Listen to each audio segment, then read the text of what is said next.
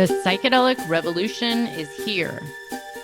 If you want to integrate your visionary experiences into your purpose, get clear on your entrepreneurial path, and help people while you do what you love, then this podcast is for you.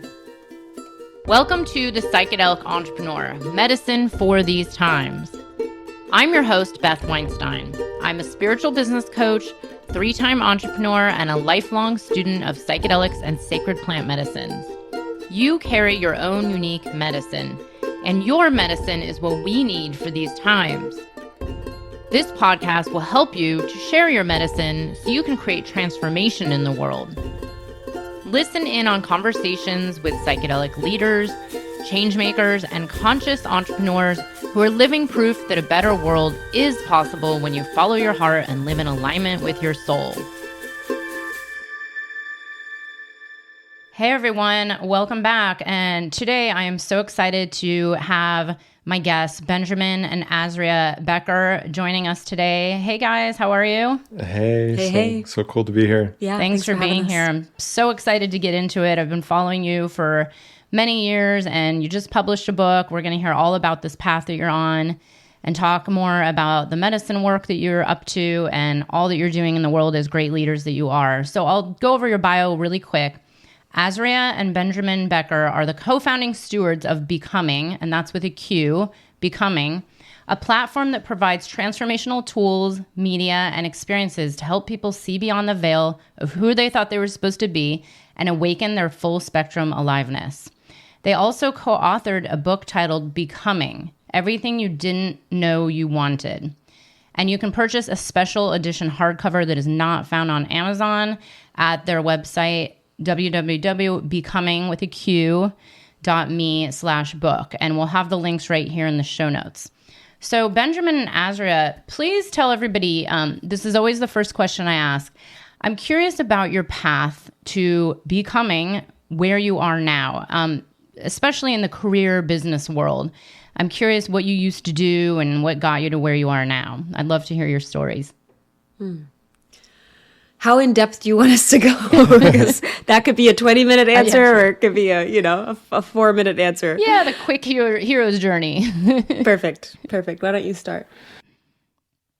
Yeah, I graduated college. My family was on the verge of bankruptcy, and I started a business with my father, Hispanic grocery store business. We grew that over 12 years. We had 1,800 employees doing a couple $100 million in revenue when we sold it.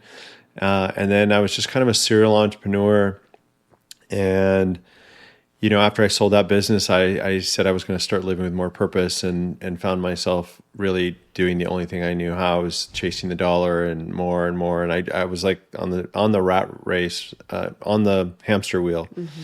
And, and then was really seeking more purpose, and then found Azrya and the medicine, Ayahuasca in particular, and just kind of blasted my heart open, and I ended up on this shamanic, path, and now living with great purpose and, stewarding, the becoming vision. Yeah. And for me, I was really always on the path of artistic and creative expression. I studied acting in Germany, where I grew up, and then moved to LA, and very quickly realized that Hollywood wasn't going to be the end all be all of my big dreams to make an impact and make a difference. And so it was more of a gradual journey into the psychedelic plant medicine space, Burning Man, Joshua Tree, like some profound experiences where I got to sort of catch a glimpse of something beyond my 5 senses that was really pivotal in helping me reframe my relationship to life and reality. But the real shift came in 2015 when I had my first ayahuasca ceremony. And that was really that's a very distinct moment, turning point moment, where there was like a before and after. And so I came out of that experience with this blueprint, really, this vision of who I was actually meant to be versus who I thought I was supposed to be. And so it was then just a real shedding, letting go of the actress identity, which I was very attached to, and transitioning into starting to hold space for others, doing transformational work, and really moving towards this big picture vision that I'd been shown in my ceremony, which was like watching, a trailer for a movie, but it was that vivid, and it was showing me that I was meant to have pretty significant impact through working with high impact individuals, CEOs, entrepreneurs, celebrities, people with real influence, and to bring them into the becoming work, really, not just the plant medicine work, but also all the other modalities and tools that have been integral on my path. So it's been many years of fully stepping into the embodiment of that version of me that I caught a glimpse of in that first ceremony. And then when B and I met, we just joined forces in a powerful way and kind of completed each other's puzzles. And here we are. Oh, I love this story. You can see I'm smiling throughout it. This is the whole inspiration for this podcast, for the work I do in the world. And it's very similar in my story as well, being on the medicine path for a pretty long time and having that idea of living with more purpose come through the medicine. Obviously, I believe it comes through other areas, right? Meditation, the connection to source, the connection to the earth, ourselves. But this is what inspired me to create, I've done 3 summits around psychedelics and purpose, this whole theme of how they can wake us up to hopefully live more awakened, conscious lives. And also really be on this path of transformational and conscious entrepreneurship, creating this new world of, okay, it's not just about getting rid of money and getting rid of business. I don't know, maybe one day. But in the meantime, about how do we do this differently? So let's dive into this a little bit. I'd love to hear a little bit more. I think both of you had said ayahuasca, which is clearly a big part of my path as well. It can show you this. This is what happened to me as well, where it showed me these visions and I actually ignored them for many years. And I was like, well, I don't know what that looks like. I don't know if it's possible. And then I just allowed it to come through and, just got curious and here I am. But do you feel that these medicines are here to teach us this about purpose, like to wake up something that's inherently in us? Or what is your theory on how, let's say, something like ayahuasca can wake this up in people? Because I'm sure there are people who've worked with medicines over and over and over for many years who haven't made any changes in their life. Absolutely. I mean, ayahuasca in particular is a medicine that I personally believe, and I don't have scientific evidence necessarily to back this up, but having worked with it extensively, I feel intuitively that it works on a DNA level, and it sort of unlocks dormant information inside of our own genetic material.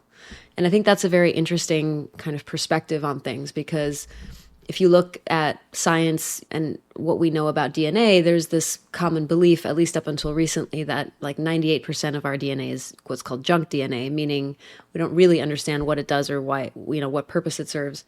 And so I feel like what I've witnessed in my own journey and in the journey of other people that are also on this path is that there's these abilities, these not just like abilities, but really ways of being, ways of seeing, ways of feeling the world that weren't available. It's like they were offline and then they sort of got switched on and through the medicine work.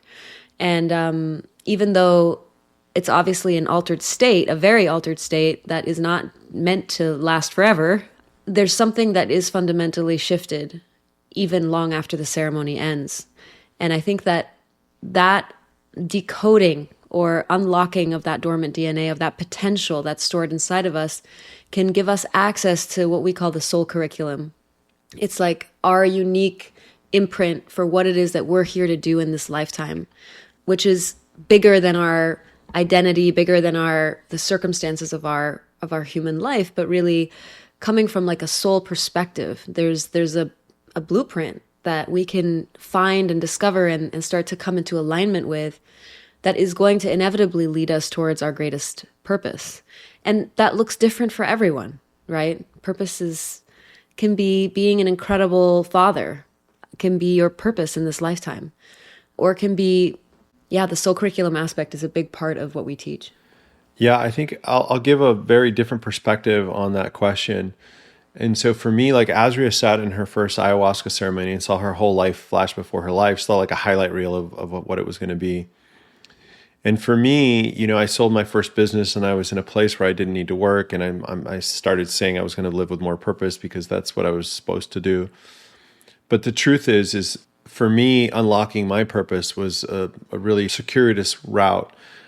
I didn't realize it, but I had some childhood traumas that caused me not to feel safe in the world.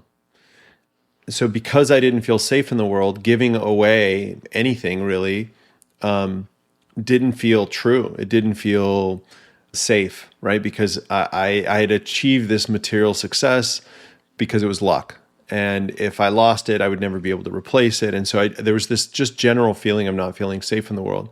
And the work with the medicine for me really helped me unlock this that I didn't even realize was there, and release this feeling of not feeling safe, and also helped me connect with the universe. I didn't really care about the planet. Like, I didn't care about recycling. I didn't care about so many things because I didn't feel connected to it. And through this work with the medicine, I connected to source in a way that I'd never felt before, which also allowed me to truly feel safe in this world and know that I'm cared for and that I'm co-creating with spirit, with the universe, with God, whatever you want to call it. And that allowed me to live with more purpose. And so it wasn't like, oh, the medicine showed me my path or showed me, how to live with more purpose or gave me this. It allowed me to do the internal work on me so that I could feel safe. And in doing so, that unlocked the ability for me to actually share my blessings with the world. And so it was a different expression of that. This is so beautiful. It actually leads me to my next question. That core wound that so many people walk with, I mean, especially the last couple of years, right? This feeling of not feeling safe and being disconnected from self and source and nature and earth, and which I think is one of the biggest problems on the planet. Because it really comes down to this core, that core feeling of like, I'm not safe in the world. And then you throw in COVID and wars and media and fear constant, like being thrown at us. And of course, no one feels safe. But then, there's this deeper core wound that so many people walk with. And I know because I went through that journey myself big time. But I'm wondering if you think, because I've wondered this for years. This is what brought me onto my own journey with coming and teaching about purpose. I was already a business coach, but going deeper into integrating the medicine work into your heart, your purpose, your trueness, your what I call like divine path. But do you think this is why so many people are afraid to take that very first step? So many people dream of quitting their jobs or being a leader or starting a podcast or writing a book, and years and years and years go by, and they drink medicine, they work with psilocybin, they go on retreats, they do all these programs, and then things don't really move for them. Do you think that's related to this? Like what's running, and how is this affecting the world at large, in your opinion? I mean, I think that everyone has different layers of disconnection that they get to move through, because it's really like layers of disconnection. It's not just this like, oh, I was disconnected and now I'm connected, right? And when I say connected, I mean connected to the life force, the life-giving energy of a benevolent, intelligent universe that has your back, right? That's what I mean. Like remembering that you are a part of something greater than yourself, connected to that, which is where really our true power comes from. It doesn't come from our own ego's ideas of what we can control or can't control. It comes from that, from surrendering to that. And when that's not felt, when that's just conceptual, then it's very difficult to surrender. It's very difficult to let go. It's very difficult to make big life changes because it's very scary to our ego. And I think Charles Eisenstein says it's like our egos are naked and afraid and alone, feeling like it's us against this hostile, random universe that may just fuck us up real quick, So of course it's going to be harder to take those risks and make those changes. And so I think it's like layers of disconnection, of numbing, of forgetting that we have to shed. And so it sometimes it just takes time, not everyone, like I'm maybe not the most relatable case study in the sense that I already had a very strong foundation of trust with life before I even started on this path. And I am realizing more and more how rare that is. And so when I started working with the medicine, that was already in place. So I was able to make very dramatic decisions and throw myself off the edge, and quit my job and like face all these challenging things because that was kind of already there, even though, yeah, it had been forgotten a bit, but it came back online really quickly for me. And so that's my unique path, right? And my life circumstances allowed for that to happen. But most people are really more in Benjamin's camp, where there's some form of trauma that occurred at a young age, and then this really deep sense of not belonging and of not being loved by and cared for by life. And so then, of course, this mechanism of trying to defend and hold on to what we can control is very strong.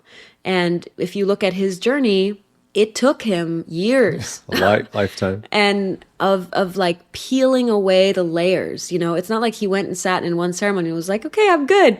This man did serious work, and it was just relentless. And it went on for a long time. And there kept being moments where he's like, okay, I think I'm on the other side. Like, I made it through. I'm good now. And then, whack, like something else would come up, and he'd realize there was a whole nother layer, the subconscious repressed memory thing that he hadn't looked at. And so a lot of people aren't willing to go that deep into the uncomfortable places.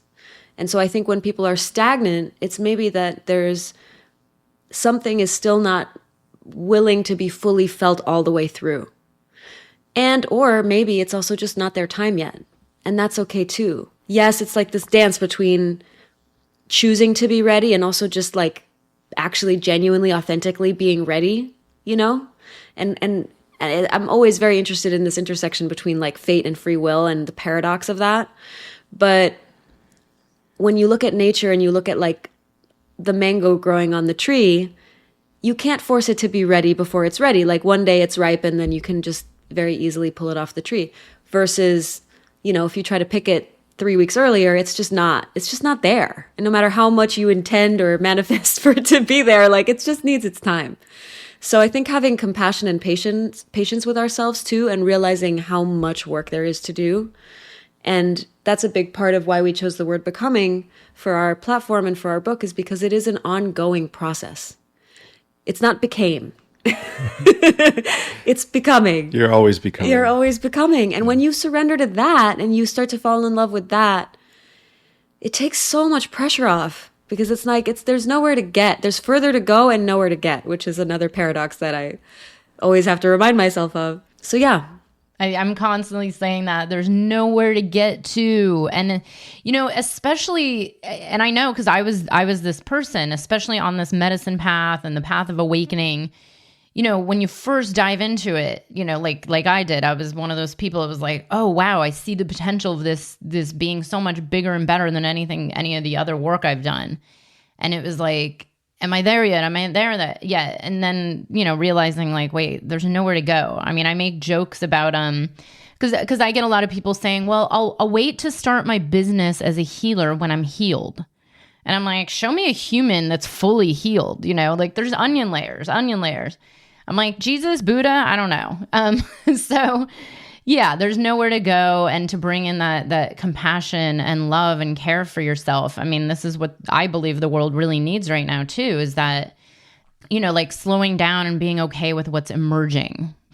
But let's talk a little bit more about these larger pictures of, I'm curious, I ask a lot of the guests, like, what are your viewpoints on the growth of sacred plant medicines and psychedelics and how it's, exponentially becoming more and more popular?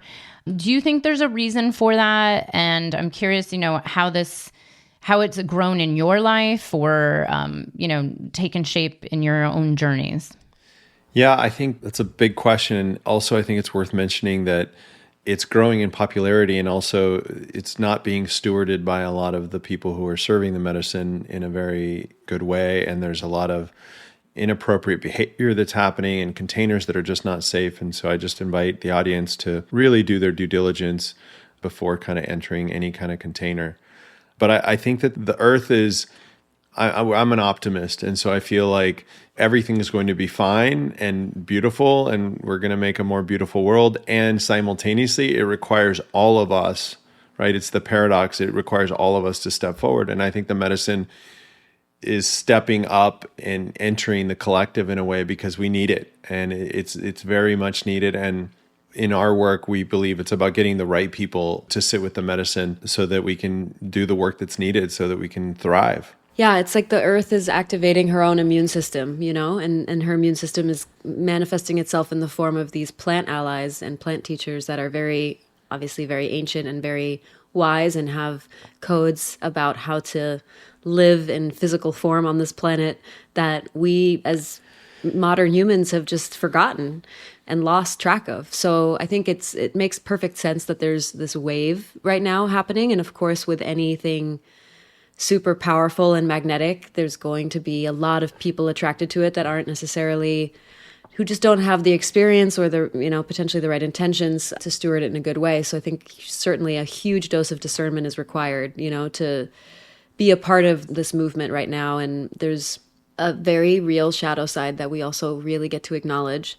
And it certainly is not the quick fix solution, because that's another big misconception that I think we can easily have. And like you said, when I found the medicine, I was like, oh my God, I found the Holy Grail, like this is it. If only everyone could have this experience, they would be forever changed.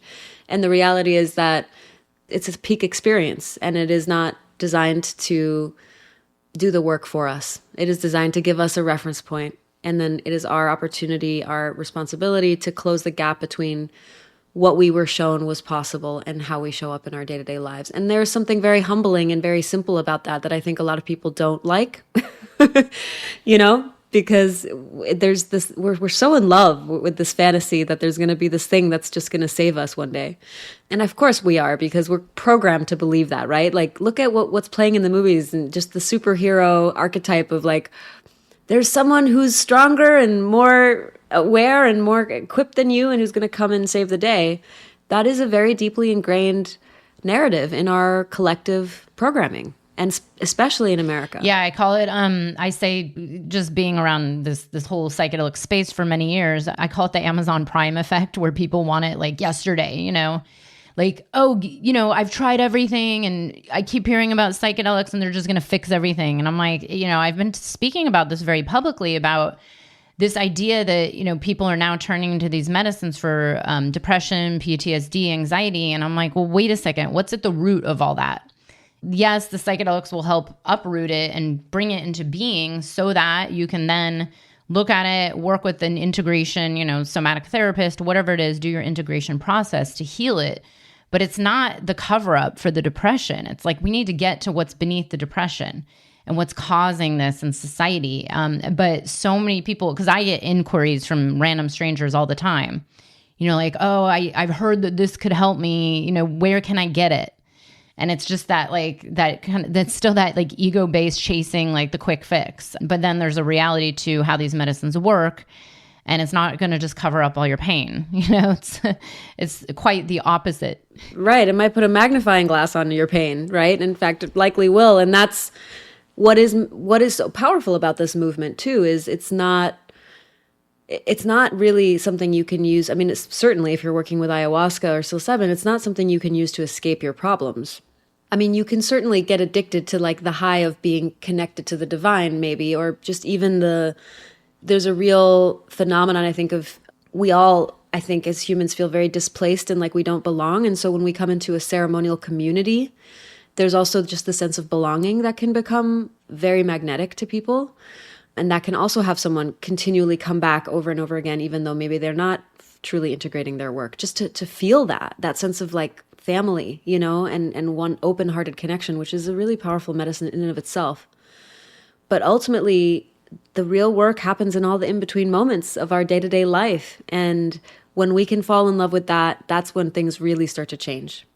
So I think it really is, like you said, a fundamental mentality shift. And what's underneath it, and I couldn't agree with you more, and Charles talks about this a lot, Charles Eisenstein, but it's really the wound of separation is at the core. So psychedelics and plant medicine are a tool that can help us remember what it feels like to not be separate, just a tool on the path. Yes, and I'm so glad you brought up also the shadow side, and for people to do due diligence. Yeah, there is an issue. There's a major issue out there. The ego that wants it, and people jumping on the bandwagon and maybe not serving it in the best, safest, high integrity containers. So I'm really glad you pointed that out. But you did say something else about getting this in the hands of certain kinds of people, because I think this is also connected to the work you're doing, right, with Becoming and your program and your methodology.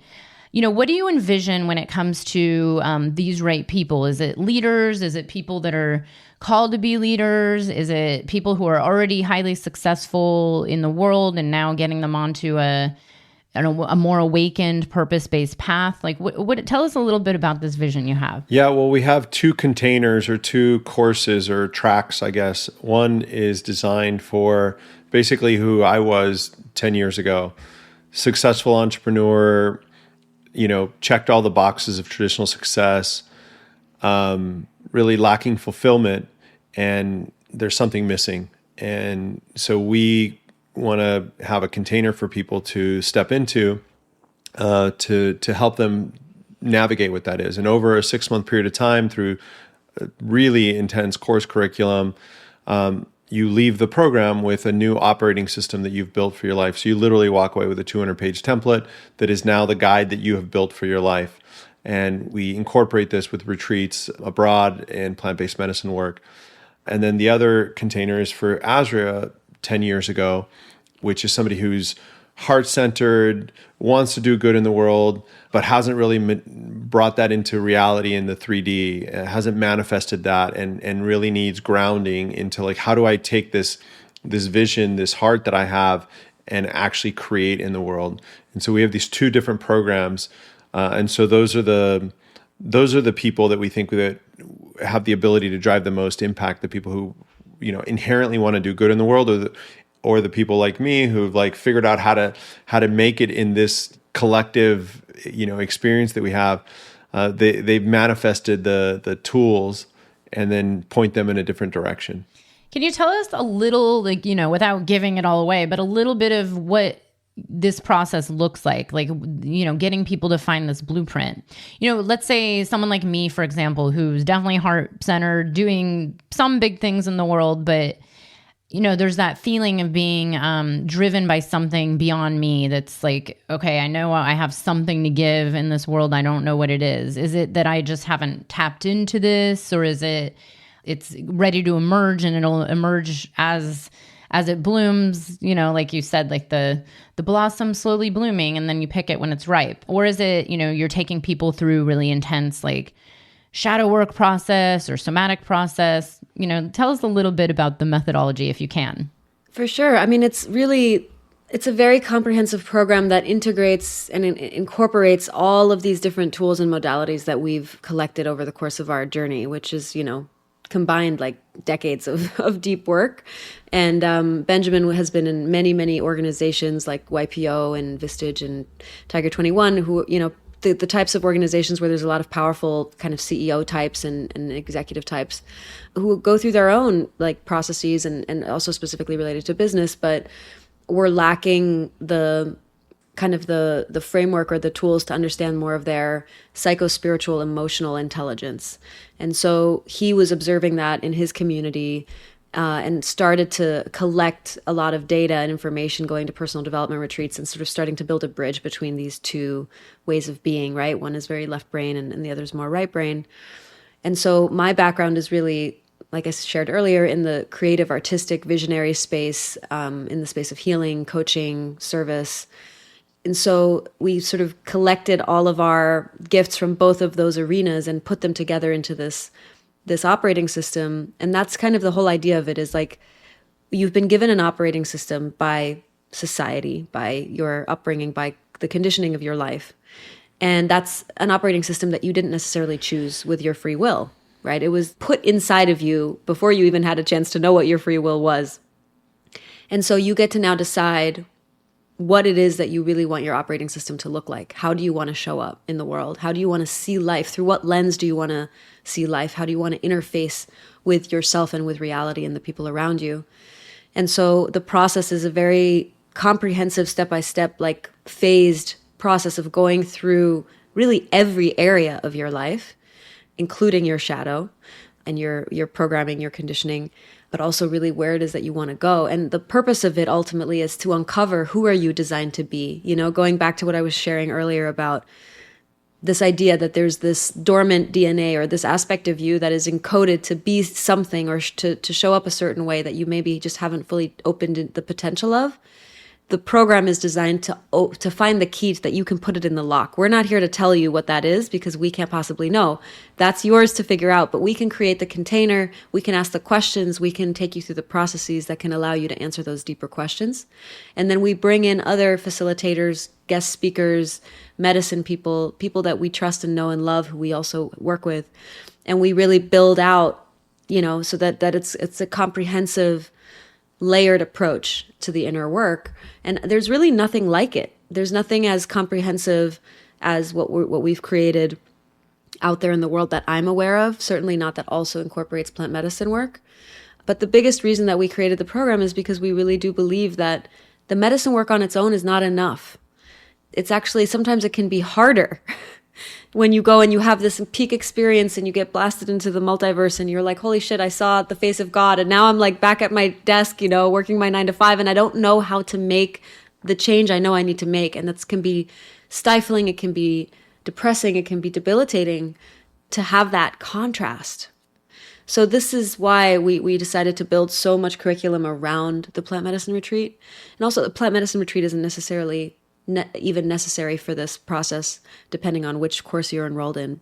Does that answer your question? Yeah. No, this is beautiful. And I agree. It's, that was kind of what happened to me, where I was like, well, why are so many people struggling to make even just the smallest changes? Well, going on dieta in Peru is not the easiest thing in the world, and it's life-changing. But then you would see people come back from even that really big, powerful experience and end up in the same patterns over and over and over. And for me, it was like, okay, well, here's how you just start a business, like very simple things. Not so much like huge leaders in the world, but people making just the very first step. I have a question that if we can shift into this, even though it has nothing to do with leadership and entrepreneurship, but maybe it does. I'm curious, did the two of you meet through medicine work, or did the medicine have any part and place in how you two met and got together? I'd love to hear that story. We didn't directly meet through medicine work. No, indirectly, I guess we did, because it was a friend of mine who is in the medicine space who introduced us. But I actually showed up at his doorstep for a dinner party and rang the doorbell, and he opened the door, and the rest is history, kind of thing. Yeah, I guess the only thing interesting related to the medicine was I'd been to Peru, 8 years before meeting Azrya, and I was journaling like a month before meeting her, and it was like, okay, it's time to really dive deep with this medicine. And I just had this intuitive knowing. And I met her, and she asked me, within the first hour, like, what's your relationship to plant-based medicines? I'm like, it's so interesting you asked me. I'm feeling called to sit with this medicine again. And I had this intuitive knowing that it's going to be a more serious engagement with it. And she's like, oh, funny, we're meeting, and then, the rest was history. Plant medicine and psychedelics certainly played a big part in our relationship after that. So I would say the reason that we were able to move at the speed that we did, and like within 2 weeks we were planning our lives together, we were already starting to kind of download this whole becoming blueprint. We didn't know it was called Becoming then, but we saw the vision of what we could co-create. And it had been something I'd been working on for several years. And in some ways, B had been working on it in his own way with another business partner. But it was just like the puzzle pieces just clicked together. And within, like literally 2 weeks, we were sitting at dinner and we were like, we should have a retreat center and we should do this program and we should, really do it, like actually do it and document it too, because we have a whole media arm as well to what we're creating. So another big part of what we believe is necessary for this shift in consciousness is reference points and case studies and examples of people who are on this path and who are sharing their journey in the full spectrum of the journey, not just the highs, but also the lows. We need more examples of that, We need examples of what integration looks like. We need examples of what it looks like when you are in an intimate partnership and you're working with these modalities and how they can both deepen the connection and accelerate the process of intimacy, but also bring all your shit to the surface and, trigger all of your wounds and all of your shadow and how to work with that. And so it's like our life has just been it's become like this guinea pig, I guess, for the becoming process. And we go through something and then we're like, wow, that was profound. We made it through something really intense. And let's reverse engineer that now and include it in our process or share it in a documentary or something like that. So it's been certainly a big part of our journey. And if you want the juicy erotic version, you can read the book. Yeah. Because sex is also very important in all of this. I'm sold. You know? I'm sold. No, it's funny because yeah, so my former partner and I, who we're still very connected, we're not together right now, but you know, there's energy there in the background. You know, when I met him, he was on a really deep path, but not with the medicine. And we had these very similar paths, but mine had a lot of, you know, the psychedelics and plant medicines for many, many years. And his was like somatic therapy. I mean, he's a therapist, somatic therapy. He came on a dieta, and I did not, you know, I was like, this is a big deal. It's no joke. And it was just crazy to see exactly what you just said. It's like, oh, it's like there's these moments of love and bliss, and then so much shit surfaces after something like that, you know, or not even just a dieta, even just going into a ceremony space and working with this kind of medicine to see all that surfaces and, you know, to see like, okay, are we aware enough to even be able to process through this and make it through it, which is part of what we're actually going through now.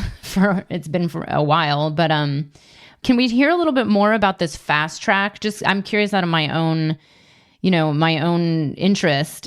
Like you got together, plan your life in 2 weeks, you're married, right? I think. How quick was this all moving? And do you think this is because of the medicine path, or is it because of just your overall, all the inner work you've done? You're just aware enough and conscious enough to know we can make this work. I think that our relationship would have blossomed, I think, regardless. I think what the medicine allowed us to do was there were some fears that really came up, right? Like, so I met Azrya. When I met her, she was questioning monogamy, for example. And that was like a huge red flag for me. I was like, I don't even know if I want to even go down this path.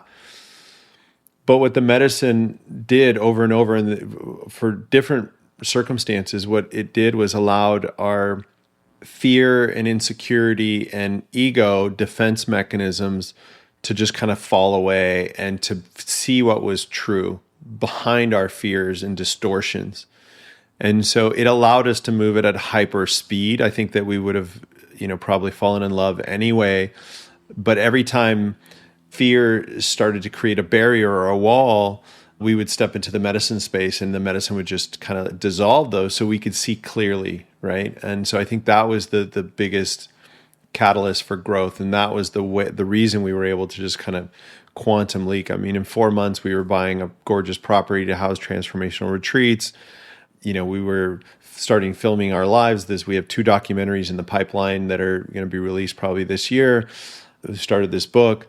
A lot of those things just allowed us to do it because we stayed in our hearts when fear and insecurities tend to, you know, block us from being in our hearts. And I think that was the biggest catalyst for our growth. And that was what fast tracked it. Was we were able to stay in our hearts when we might have allowed fear to kind of jump to the steering wheel. Yeah, and I guess the way I would answer that is it's hard to imagine what our relationship would be like without having had these medicines as allies and support, because when we met, Benjamin was still carrying a lot of weight from his previous life, like just energetic weight. There was a lot of unresolved karmic energy that he had that was really weighing him down, and a lot of times shutting down his heart and his ability to be truly present in a way that I needed him to be. And that was very scary to me. But because I kept seeing his willingness to just continually go in and like face off with himself again and again and again and again, it was just this relentless warrior spirit that he had that was just like, whatever it is, like, let me fucking feel it, because I'm ready to be complete with this. Like I'm so ready to move beyond this into a new way of being. And it was that dedication that was just created such a trust and such a like, his devotion was so powerful, not just to me, but really to his own work. And that was what allowed me to continually lean in more and more and more, so that when things came up, which they did, and some of them were very scary, and really we went through 2 pretty intense death portals, which we talk about in the book, where we did not know if the relationship would make it. But in those moments, like, there was just this continual willingness to, like, whatever it takes, I'm all in, you know, I'm all in to this path and to knowing who I really am and to facing off with all of it. And so that has created a foundation that I think is very rare, where there's a huge amount of respect for each other because we know we're willing to do whatever it takes to be true, period. when you can fully know that the other person is there, it just opens up so much possibility, you know? And then the communication is also a huge piece. Like the way we communicate is very special in that we just address things very lovingly and very swiftly, and we don't really let things accumulate. We sort of just move through them in real time, you know, as best we can. So there's a beautiful quote we love by Jim Detmer that it's, what are you willing to risk for full aliveness? And I guess at the core, we're always willing to risk being comfortable, right, in a relationship. And I think your earlier question around like, why don't people make advances and they're doing all this work? It's because they're allowing their ego, their defense mechanisms to stay at the steering wheel, and they have a fear of feeling something.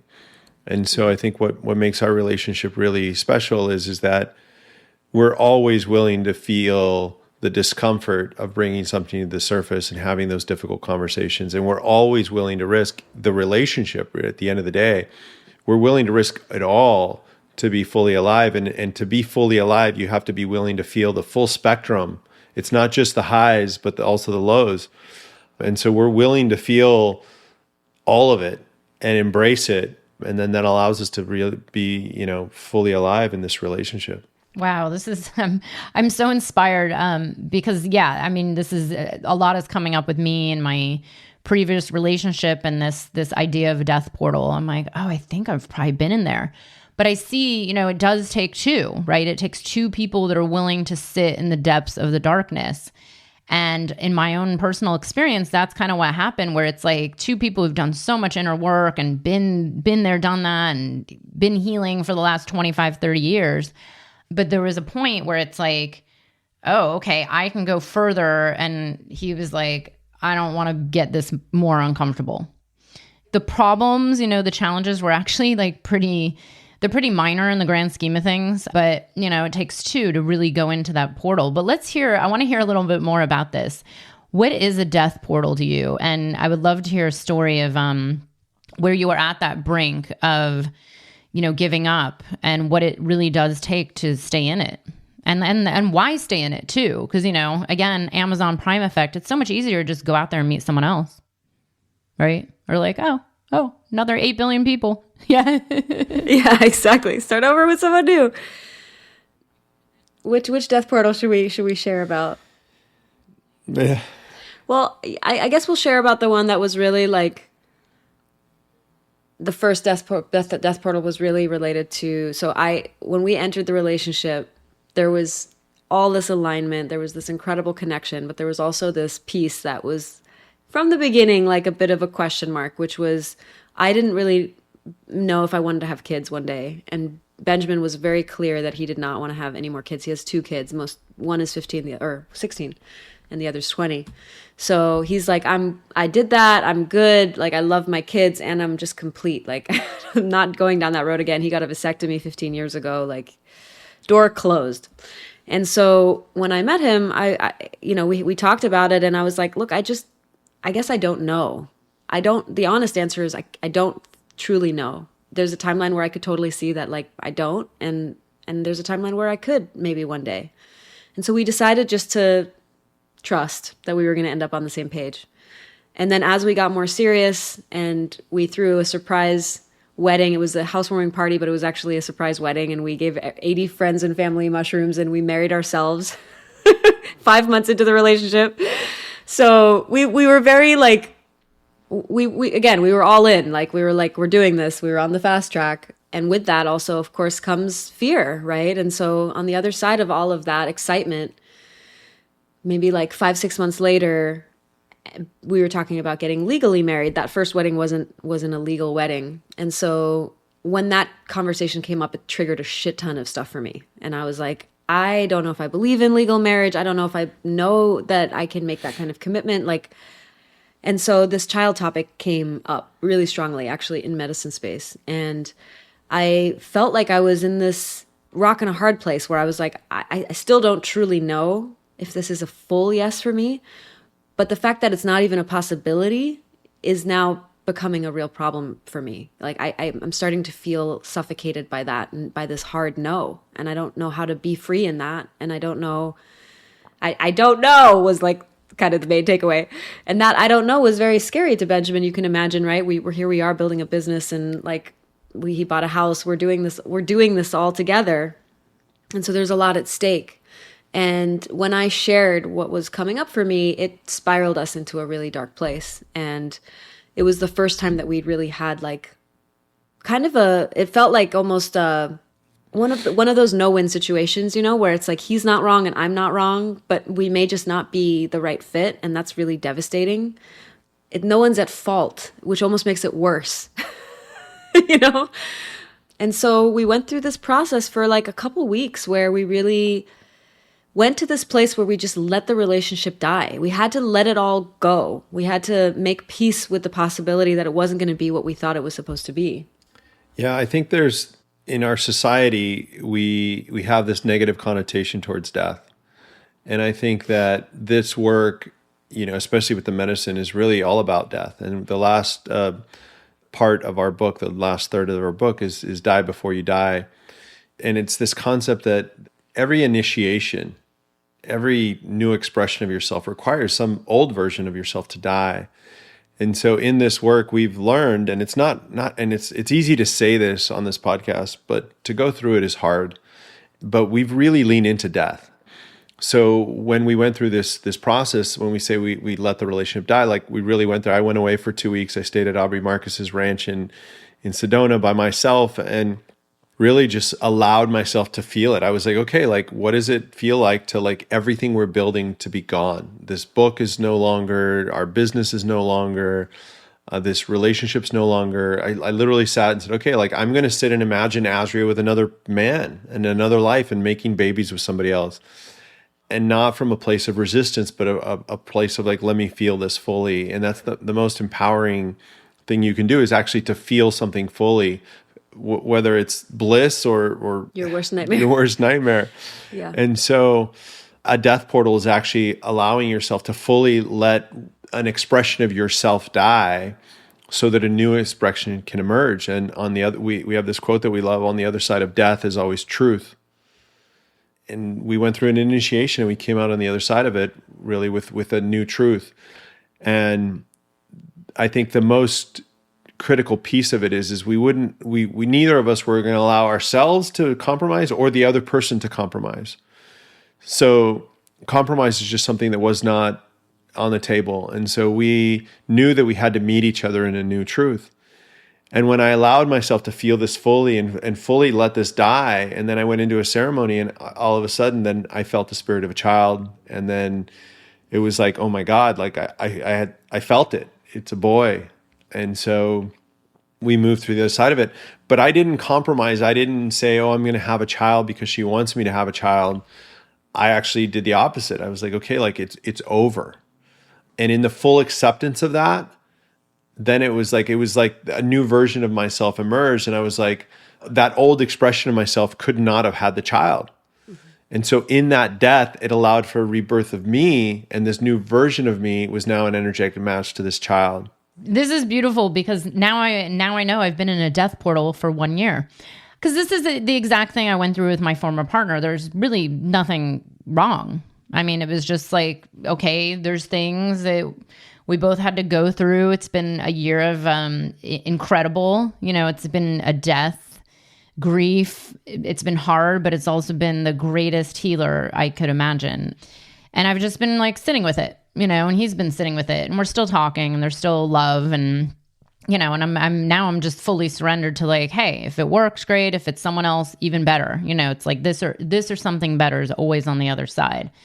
But I love this this story. Thank you so much for sharing it, because it does show that idea of, that surrendering to death. I'm constantly saying, like, I love dying. I mean, I've died, thousands of times in my life. And yeah, definitely going into some places in the medicine space, and you come out and it's like, okay, that, a lot of these buzzwords in the medicine community get thrown around, upgrade, or new operating system, or, like new timeline, or new version of myself, whatever it is. But it is that constant death process of letting go and allowing something that's maybe even beyond what you could have imagined to come through. So there's also something that's maybe related to this as well. There's something in the book around the dimension that exists beyond problems. Let's talk about this. I love talking about dimensions, multidimensional beings that we are. Is that what you mean, that there's this other place that we can go? Or, tell us about what you mean by that and how this came about. Yeah, for sure. So the dimension that exists beyond problems is really this state of consciousness where you're in full acceptance of your co-creatorship with life. Like when you are in full acceptance and you take full responsibility for the fact that you co-created everything in your life, whether you love it or you hate it, you transcend every problem in your life, because problems they kind of by default have to disappear, because everything then is just simply an opportunity that's inviting you to bring more awareness to where you might be creating things you don't want. So if something's in your life that feels like a huge problem, it's some subconscious aspect of you that is knocking at the door of your consciousness, going, hey, look, here's this external manifestation of something that you really don't want, but that you actually do want, because otherwise it wouldn't fucking be here. And it's here to give you a gift wrapped in thorns, showing you where you're a vibrational match to this. And now you get to choose whether you want to continue to be a vibrational match to this, or whether you want to change your relationship to this thing and move into a different frequency. So in one fell swoop, you sort of eliminate every problem that exists. And it's a pretty massive thing to just choose to accept, responsibility for. I think it also requires you to believe that the universe is benevolent, and that those problems that are coming, that the universe wants you to step into the highest expression of yourself. And you can either, fail the exam that the universe gives you, or you can use it as curriculum. And when the universe is like, okay, great, you have now evolved, what is it going to do? It's going to give you more curriculum. And so when you change the perspective of like, oh, woe is me, this problem is in my field, it's like, oh, I've actually evolved to the next stage, and the universe is giving me more curriculum so that I can grow more. And without that curriculum, without that problem, I can't grow. And so it's really traction, but it requires you to believe that the universe is benevolent and that is working for you. And that when the dimension that exists beyond problems, it doesn't mean there aren't problems. It just means when they show up in your field, you're like, great, this is curriculum. And so it changes the whole dynamic. And so energetically, you're like, okay, what am I meant to learn by this? Wayne Dyer has a quote that we love. It's, life gives you an exam over and over again until you pass it. And so you can either take that curriculum, that problem, and just keep trying to learn, looping, right? The same thing, right? You can move from that one relationship and go to the next relationship and encounter the exact same problems. Or you can learn from those problems and say, okay, the curriculum wants me to grow so that when I go into my next relationship, and I did that with my last relationship, I really reflected on it. I was like, okay, I don't want that to happen again. And so I knew I needed to show up differently. And so I used that as curriculum. If I wouldn't have had that curriculum of the previous relationship, I couldn't be in this relationship. So you learn to be grateful for the challenges and the curriculum and the problems that show up in your field. Yeah, I love that you bring this up. I'm like laughing to myself throughout it, because I remember when I first really started to recognize and embody that idea that I created this, even the challenges, the failures, the going brokes, the breakups, the crazy relationships, whatever it was. And when that first came into my reality, I was like, but I don't want this. No, I didn't want this. But yes, I did. My soul wanted it because my soul is here to evolve. And this is how I personally have been pretty at peace the last few years and just even a few years before that. But with the state of the world that we're in, where so many people, I mean, I'm sure you guys see this. It's social media. There's just constant, doesn't matter what side anybody's on. It's just that constant pointing to the external, like here are all the problems. Here are all the problems. Things are going to shit. We're headed for destruction. And it's like, well, wait a second. We could actually choose to look at this on this more evolved level of, well, first of all, it's here for a reason, right? Like we actually did want this. This is why we're incarnated here for a purpose, right? I'm curious, what are your views on that? Like, do you believe that this is all, like as above, so below going on in everybody's lives and on the collective? And it's because I'm very much like you, B. I'm super optimistic. I'm like, great, we're here creating a new planet. Yeah, it's maybe going to be rough and there's probably going to be things that are very uncomfortable. But to me, this has actually been one of the biggest lessons through the medicine, to just be able to sit in the center of the cyclone of chaos. But do you believe in this and buy into this as well? Is this like how you bring everything into your, like, do you bring this into the work that you're doing? And for sure, we believe in, we use the kintsugi example a lot. Kintsugi is the Japanese art of putting broken pottery pieces back together with gold lacquer, which actually enhances the cracks versus trying to hide them. And it's a beautiful metaphor for the cracking that's occurring both on the individual and also on the collective level. There's a cracking apart of a paradigm that is no longer serving, paradigm built on separation, fear, disconnection. And really alienation from our source, right? From the place from which we come, which is our planet Earth. And that paradigm is on its way out. But when things die, like a lot of times they cling, right? Just like when we went through our death portal, like we were deeply attached to this idea of what it should be. And that is the most painful part of the process, is like the clinging and the holding on to and the wishing it was different. And so I think even though most people, if you stopped any random person on the street, you'd probably get a similar answer, like shit's hitting the fan and it's not working, but still people are clinging to what they know because it feels as safe as they could possibly muster, right? So the unknown is worse than like the known that doesn't work. So when I look at the state of the world and we look at all of the terrible things that are happening on this planet, you know, to us, we see it through the lens of like, birth is messy. When the baby comes out of the womb, there's screaming, there's crying, there's blood, there's pain. Sometimes it's lethal. Like, this shit is serious. We're going through a collective birthing process, and it's probably going to take a long time. Maybe much longer than our lifetime. Probably much longer than our lifetime. But if we see it through that lens, we see the beauty amidst the pain, and we see the possibility amidst the heartbreak. And I think that's ultimately all we can do. Because what's the alternative, you know, to sink into a pit of despair and go, well, fuck, it's all over and we're screwed. Like, to me, that's just not an option. So it is a choice to see life through that lens. And I think the medicines very much give us the gift of that perspective and show us how real that can be. And for me, a lot of my medicine work has been very intergalactic, very transplanetary, like zoom all the way out and see what's happening on planet Earth from this like very, very expanded perspective. And that's been very helpful for me to realize like it's all relative. It's all relative. We use this example in our book, you know, if an alien popped down from another dimension and happened to find himself in a room where a woman was giving birth, he would be like, holy shit, planet Earth is terrible, violent and nasty, and like, what's going on here? This is, you know, but in the zoomed out perspective, the larger framework, that's a beautiful moment. And so I see it the same way. And also, also describes your relationship and how relationships could be.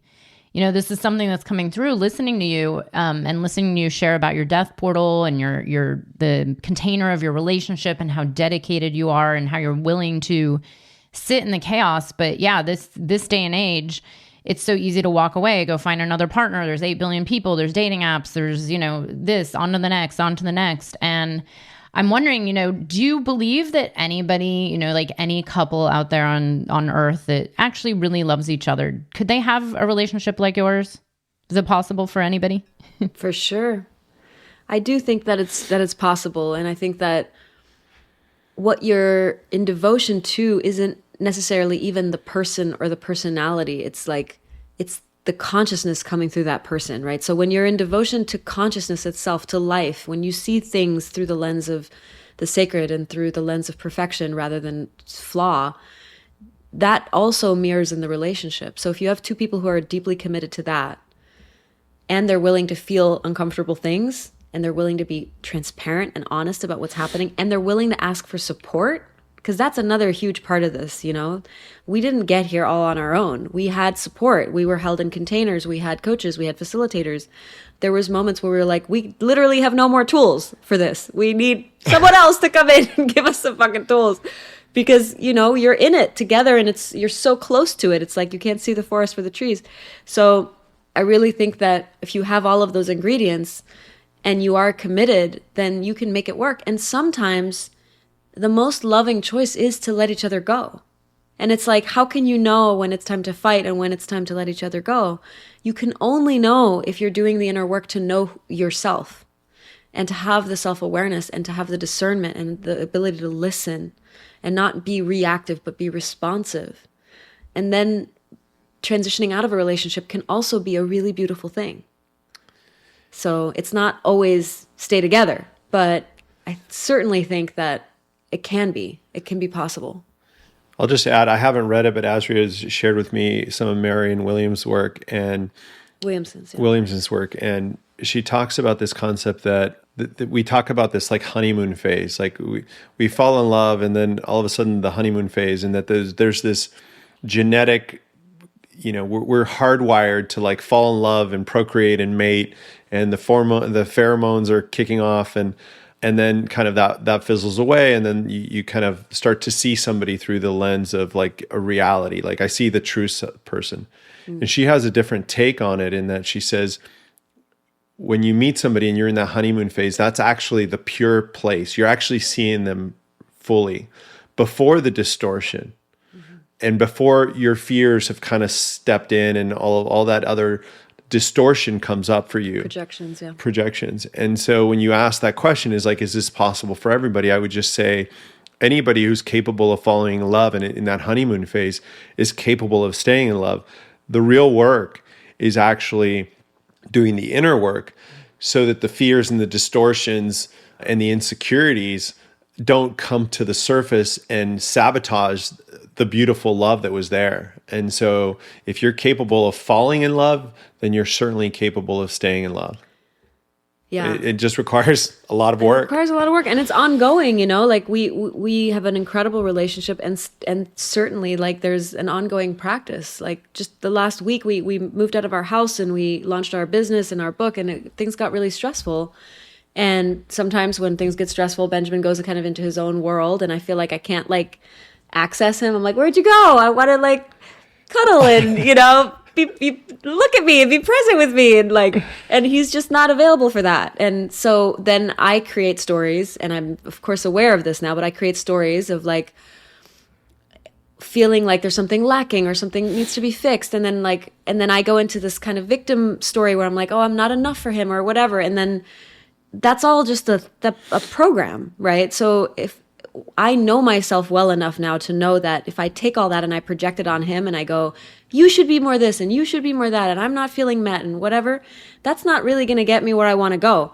If I take a second and I drop into my practice, or I take a walk and I meditate, or I journal or listen to music, and I give myself the presence that I crave from him first, then all of a sudden, sort of miraculously, he's drawn back into me because I'm actually self-sourced, and I'm not coming from a place of lack. And I'm also not coming from a place of criticism because I'm good. And then automatically it sort of shifts things, and next thing you know, he's like right there again. And so it's those little things, those subtle dynamics that happen on a day-to-day basis that are really where the work is. Mm-hmm. It's not the big ceremony. It's like fucking Wednesday afternoon and I'm not feeling like you want to cuddle my ass, That's where the work is. Yeah, beautiful. It's like, you pretty much explain our world in a nutshell. It's like, I always say it's two little wounded children interacting. I mean, we see this everywhere. It's like the world stage, as above, so below. And it's like the patterns get triggered, the trigger of our defense patterns. One person gets triggered, the other gets triggered. And then now we have two triggered people just going at it. And it's like chaos, right? And you said it. This is the medicine right here, is like really having that awareness, taking care of yourself, being self-sourced, self-sovereign, really going inward instead of the constant, well, you're not giving, you're not doing, you're this, you're that, I need, and instead really, doing that inner work on ourselves to then be able to take care of ourselves. And I believe this is the key to having this kind of next level relationship like you're describing. I love it. And I also love Marianne Williamson talks about, I forgot how she words it, but something about being special. Like you're not special in a relationship, even though, yeah, like you can be special, but in the end, we are all just humans on this path. And, really discerning the ego from the pureness of we are just of source, and all humans are of source, just like everything else. And we are all, I actually had a vision totally sober the other week, with my former partner as an eagle. I've been seeing a lot of eagles lately, and I was like, wow, he's just the same thing as an eagle. There is no separation. There is no difference other than the specialness that I give someone, or the specialness that I give famous people with huge Instagram followings. In the end, we're all really just here doing our best and contributing how we can. So let's dive into, because I've heard, leadership, business, stepping into your purpose. I'm curious about the relationship piece. I'm sitting here thinking, God, I think you guys need a program for just relationships, because it seems to be such an issue out there in the world. It's like, I've said for years, I'm like, I don't know anybody who seems to have a very solid relationship. Yes, there's people who work on it and make it happen, but those are the minority of people on this planet, it seems. So can we talk about, in your book and Becoming, do you touch on all these areas of life, including relationships, sex, business, money? Like, is your goal to have people really come into the full spectrum of living this aligned life of the divine path? Or, are there certain areas you talk about more than others? Well, I'll start to answer it and let Azrya. But I guess what I'd say is, when you say you should have a program about relationships, or you ask about our book, and you ask about, money and businesses and all these different aspects, it's all relationship, right? It's your relationship to yourself. Number one is this work. So the answer to the question is all of our work is about relationship. And so it's about your relationship to yourself first. It's about your relationship to your significant other. It's about your relationship to money, right?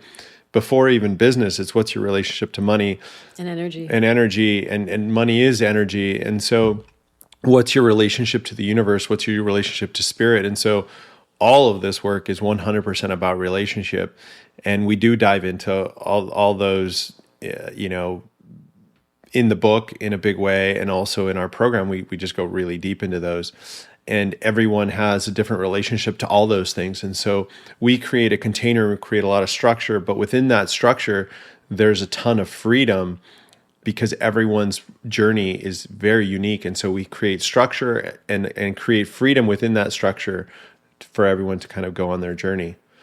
For sure, the book, I would say it's a personal development book, but the heartbeat of it is it's a love story, and it's our story of how we got to this place where we have this relationship. I mean, there's nothing that I value more in my life than this relationship, really. It's the lifeblood to everything that's being created.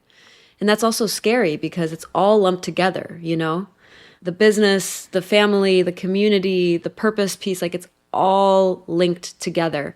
And so if something isn't right in the relationship, everything else will suffer. If the relationship ends, everything else will dissolve. And that's a very high risk investment, but the reward is also huge when it works. So our book has been described as like a hybrid between 50 Shades of Grey meets The Untethered Soul meets The Four Agreements. And certainly sexuality is a big aspect of our story and the way that we share our story. And because I think it's such an overlooked conversation a lot of times in the personal development space. You have like personal development, and then you have Tantra, which is this nebulous kind of category of really a lot of which is not even actually original Tantra, which is much less focused on sexuality, but this sort of new age expression of Tantra. And so we want to really collapse a lot of those boundaries between these different buckets, between personal development in a more traditional sense, plant-based medicine work like indigenous shamanic practices, and then like the realm of sexuality, and I guess you could say Tantra from the lens of like just fully immersing yourself in the present moment, because that's kind of what Tantra is actually about, and how that can apply in romantic relationships. So our book is a good smorgasbord kind of all of those different things. Nice. Thank you so much for clarifying that. This sounds amazing.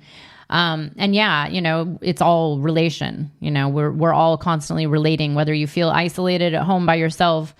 It's, we're still, this is the way of the world. You go buy something, it's a relationship. You ask your partner to do something, it's a relationship with the plants, a relationship with Earth. So thank you so much for clarifying that. Let's hear about what you have available for people to, either work with you or join a program. And then you also mentioned documentaries coming out and retreat center. What's next for you over the next, year, 2 years coming up in the future? All the things. We are busy. We are busy humans. Yeah. The very easy, just first access point into our ecosystem was visit the website and sign up for the 3 stages of becoming, which is something that will, an offering that will be directly delivered to your inbox. And it includes some of the documentary footage of what we've been capturing. We've been really capturing our journey. And so we share some aspects of that through the lens of the 3 stages of becoming. So that's free, by the way. That's free. You can just sign up and directly get that to your inbox. Buy the book, obviously. Buy it on our website. It's a much nicer version of the book. It's a really sexy hardcover. And those are kind of like the first great like entry points to really get to know us and what we're about. Yeah, we are enrolling right now for our 6-month transformational process. And we have 2 versions of that, as Benjamin mentioned. So enrollments are open for both. Really different depending on where you're at and who you are. And yeah, we go through a pretty rigorous application process. Like we really honor that this work is not for everyone. It's a big investment of time and energy and money and all the things. So we really want people who are like a full fuck yes. But we're super excited to transition into sharing that work again, because for me, as I've been coaching for 7 years and I love it, but I took a big break to write this book and do all the media and back end and stuff. So yeah, it's just time to get back into the real healing work. Beautiful. And then are you building a retreat center or you already have one? It's more than a retreat center. It's in a Latin American country. And we're building, it's 30 acres and we're building, 20 homes, co-living facility. And it's really, we're looking at it as a compound of people doing this work. So other allies, stewards of this work, practitioners, and where people can either live, buy homes or rent homes and kind of dive in and be part of this community of doing this work. And so it's not just about the becoming work, but also like bringing the other practitioners or masters in their field. And so we're building a real compound. And then we also, as part of everything we do, we believe that play is a big portion of it and is super important, right, to learn how to play in a different way. And so we plan on having epic experiences. We just threw an epic launch party at our property here in California, but really like infusing music, and we call it media as medicine as part of everything we do. And so we're really building an ecosystem that covers kind of the full spectrum of what it means to be alive. And play is a big piece of all of it. Beautiful, beautiful. Well, we'll have all the links to everything you mentioned, including your free, I think it's like a 3 or 4 part series. 3 stages. Yeah, exactly. Yeah, so we'll have the links here and people sign up for it, buy the book, check them out, follow them on social media like I do. Do you have any last parting words or advice or a message for the world that you would like to share? Well, I guess what's present right now is there's, war in the Ukraine, and it's a pretty serious thing that is rippling out into our collective consciousness. And I think it's just, I've been meditating on this concept of war and really what that is. And I think that all war, external war, is a manifestation of an internal war, of us not having healed the rift between what we think is our self, right? Our separate self, and then the rest of life. And that war is just projecting itself externally. But when we do that work and we start to heal that rift inside of each individual human being, we must by default create a new reflection, a new feedback loop. And so to just hold that vision, I guess, would be my call to action for people to hold that vision in their hearts and their minds and in their bodies, that is possible and that is happening. I hope you enjoyed the episode. If you're feeling inspired, I'd appreciate it if you showed your love with a review. And check out my YouTube channel where you can find the video version of this podcast. You can also head to BethAWeinstein.com to learn more about me and grab my free business growth trainings. Remember, you carry your own unique medicine, and your medicine is what we need for these times.